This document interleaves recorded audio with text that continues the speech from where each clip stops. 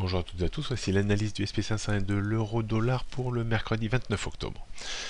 Le SP500 ne connaît qu'une voie pour le moment, la voie de la hausse. Est-ce que l'on achète la rumeur avant de vendre la nouvelle ce soir avec l'intervention de Madame Yellen concernant la politique monétaire américaine des prochains mois?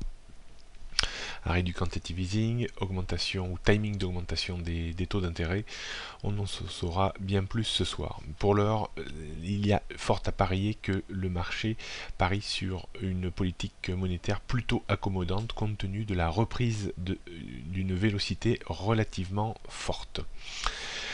On surveillera quand même le VIX qui reste encore tendu, et la moindre résurgence haussière de celui-ci pourrait de nouveau faire plier plus ou moins fortement les marchés américains. On s'approche de résistances très importantes, résistance 2000-2020, ce sont ni plus ni moins un niveau psychologique et technique, puisque 2020 avait été grosso modo atteint au top de cette année, et la résistance oblique de long terme passe vers 2040 points. Support 1940-1925, c'est la zone qu'il faudrait rompre pour commencer à retrouver un courant un petit peu plus baissier, avec comme objectif 1900, 1885 et peut-être 1813 points, le dernier point bas important que l'indice avait effectué. On peut considérer que le SP500 reste du bon côté de la barrière tant qu'il se situe au-dessus de 1925 points.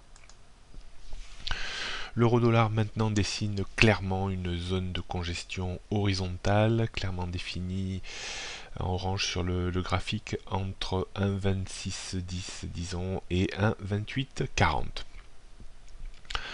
Pour le moment, la parité a rebondi sur le bas de cette zone de congestion et se dirige naturellement en direction de la résistance qui va commencer à exercer son action de résistance entre 1,28 et 1,2840.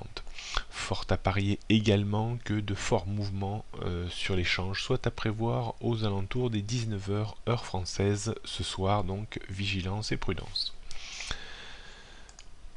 On note une résistance, donc à 1,28 avant 1,2840, puis 1,29,130, support 1,26, 1,25,75, 1,25,120.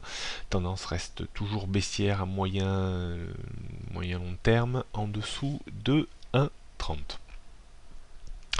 Prochaine analyse demain jeudi. Bonne journée à toutes et à tous.